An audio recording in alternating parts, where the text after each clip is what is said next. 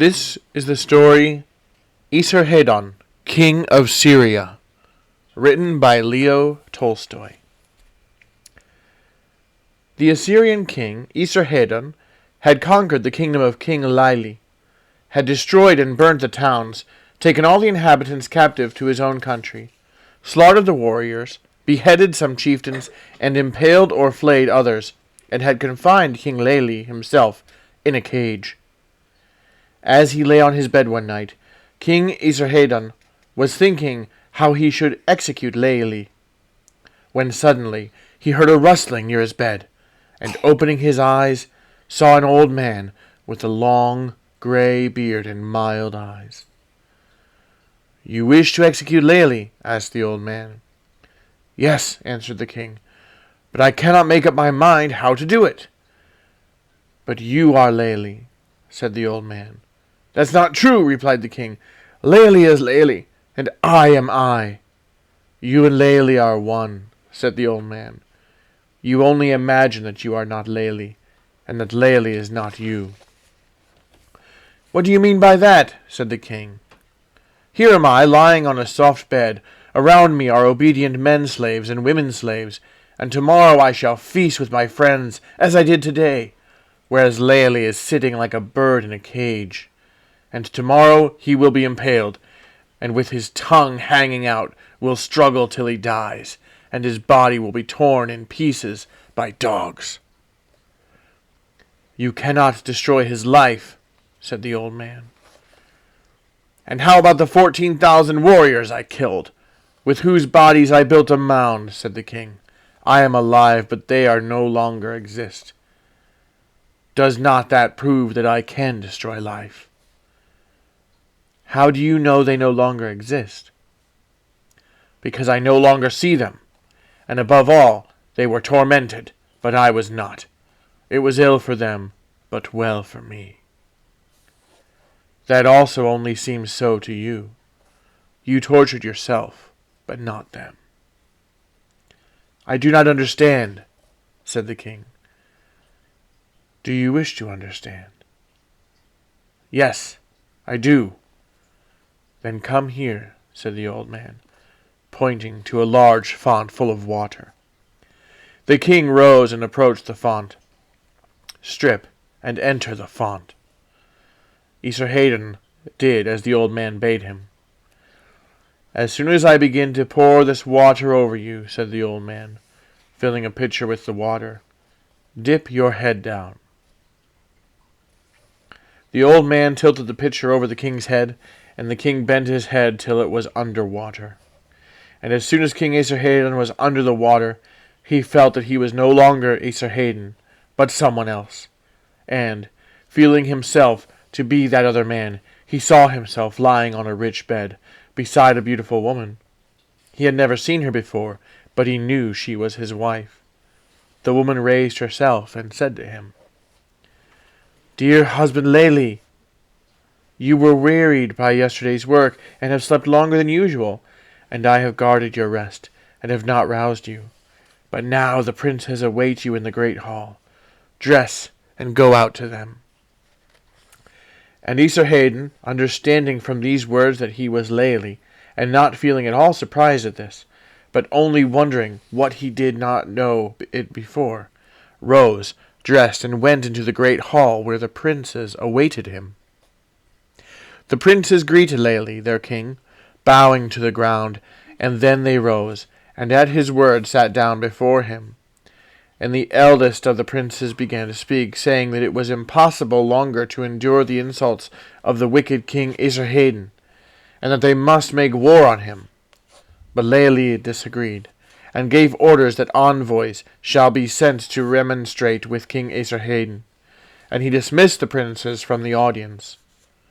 Afterwards he appointed men of note to act as ambassadors, and impressed on them what they were to say to King Esarhaddon. Having finished this business, Esarhaddon, feeling himself to be Lili, rode out to hunt wild asses. The hunt was successful. He killed 2 wild asses himself, and having returned home, feasted with his friends, and witnessed a dance of slave girls. The next day he went to the court, where he was awaited by petitioners, suitors, and prisoners brought for trial, and there, as usual, he decided the cases submitted to him. Having finished this business, he again rode out to his favorite amusement, the hunt. And again he was successful, this time killing with his own hand an old lioness, and capturing her 2 cubs. After the hunt he again feasted with his friends, and was entertained with music and dances, and the night he spent with the wife whom he loved. So dividing his time between kingly duties and pleasures, he lived for days and weeks, awaiting the return of the ambassadors he had sent to that king Esarhaddon, who used to be himself. Not till a month had passed did the ambassadors return, and they returned with their noses and ears cut off. King Esarhaddon had ordered them to tell Laeli that that what had been done to them, the ambassadors, would be done to King Laeli himself also, unless he sent immediately a tribute of silver, gold, and cypress wood, and came himself to pay homage to King Esarhaddon. Laeli, formerly Esarhaddon, again assembled the princes, and took counsel with them as to what he should do.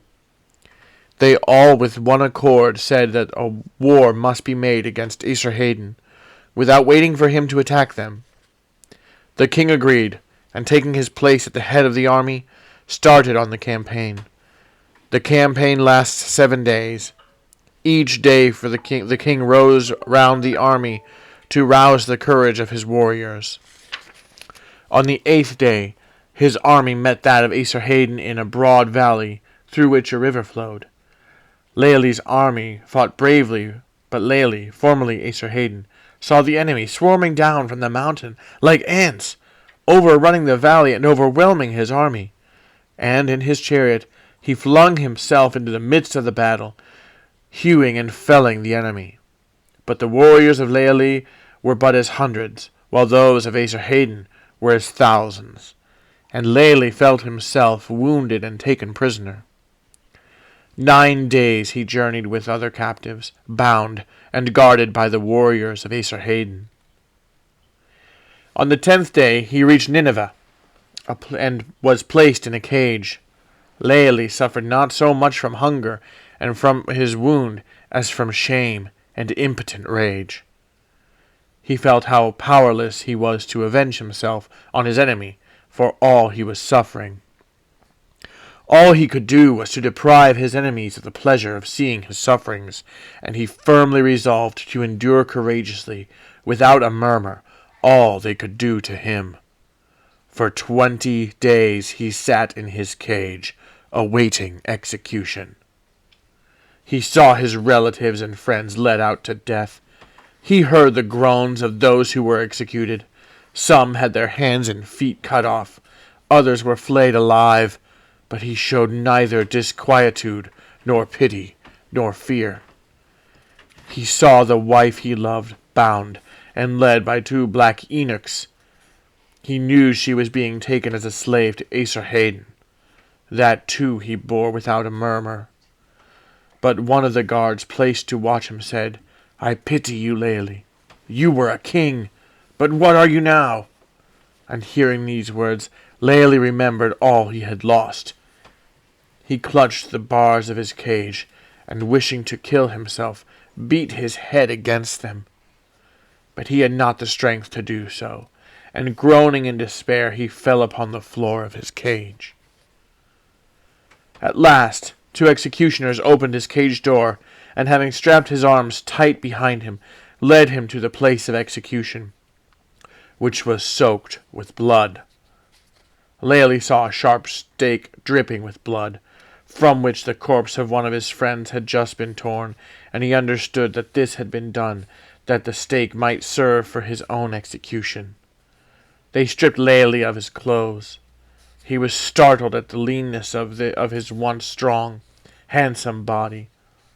The 2 executioners seized that body by its lean thighs. They lifted him up, and were about to let him fall upon the stake. "This is death, destruction," thought Laeli, and, forgetful of his resolve to remain bravely calm to the end, He sobbed and prayed for mercy, but no one listened to him. "But this cannot be," thought he. "Surely I am asleep. It is a dream." And he made an effort to rouse himself, and did indeed awake, to find himself neither Esarhaddon nor Laeli, but some kind of an animal. He was astonished that he was an animal, and astonished also at not having known this before. He was grazing in a valley, tearing the tender grass with his teeth, and brushing away flies with his long tail. Around him was frolicking a long-legged, dark-gray ass-colt, stripped down its back. Kicking up its hind legs, the colt galloped full speed to Esarhaddon, and poking him under the stomach with his smooth little muzzle, searched for the teat, and, finding it, quieted down, swallowing regularly.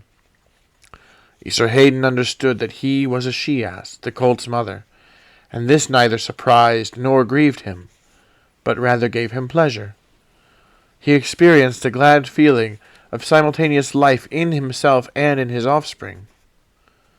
But suddenly something flew near with a whistling sound and hit him in the side, and with its sharp point entered his skin and flesh. Feeling a burning pain, Esarhaddon, who was at the same time an ass, tore the udder from the colt's teeth, and laying back his ears galloped through the herd from which he had strayed. The colt kept up with him, galloping by his side. They had already nearly reached the herd, which had started off, when another arrow in the full flight struck the colt's neck. It pierced the skin and quivered in its flesh. The colt sobbed piteously, and fell upon its knees. Esarhaddon could not abandon it, and remained standing over it. The colt rose, tottered on its long, thin legs, and again fell. A fearful, two-legged being, a man, ran up and cut its throat. "This cannot be. It is still a dream," thought Esarhaddon, and made a last effort to awake. "Surely I am not Laeli, nor the ass, but Esarhaddon." He cried out, and at that same instant lifted his head out of the font. The old man was standing by him, pouring over his head the last drops from the pitcher. "Oh, how terribly I have suffered, and for how long?" said Esarhaddon. "Long," replied the old man. "You have only dipped your head under water and lifted it again. See, the water is not yet all out of the pitcher. Do you now understand?" Esarhaddon did not reply, but only looked at the old man with terror. "Do you now understand," continued the old man, "that Laeli is you, and the warriors you put to death were you also? And not the warriors only, but the animals which you slew when hunting and ate at your feasts were also you. You thought life dwelt in you alone, but I have drawn aside the veil of delusion, and have let you see that by doing evil to others you have done it to yourself also. Life is one in them all, and yours is but a portion of this same common life. And only in that one part of life that is yours can you make life better or worse, increasing or decreasing it. You can only improve life in yourself by destroying the barriers that divide your life from that of others, and by considering others as yourself and loving them. By so doing, you increase your share of life. You injure your life when you think of it as the only life and try to add to its welfare at the expense of others. But by doing so, you only lessen it. To destroy the life that dwells in others is beyond your power. The life of those you have slain has vanished from your eyes, but it is not destroyed. You thought to lengthen your own life and to shorten theirs, but you cannot do this. Life knows neither time nor space. The life of a moment and the life of 1,000 years, your life and the life of all the visible and invisible beings in the world are equal. To destroy life or to alter it is impossible, for life is the one thing that exists. All else but seems to us to be. Having said this, the old man vanished. Next morning, King Esarhaddon gave orders that Laili and all the prisoners should be set at liberty, and that the executions should cease. On the third day he called his son, Ashurbanipal, and gave the kingdom over into his hands, and he himself went into the desert to think over all he had learnt. Afterwards, he went about as a wanderer through the towns and villages, preaching to the people that all life is one, and that when men wish to harm others, they really do evil to themselves. Esarhaddon, King of Assyria, by Leo Tolstoy. Thank you so much for listening. Good night, everybody.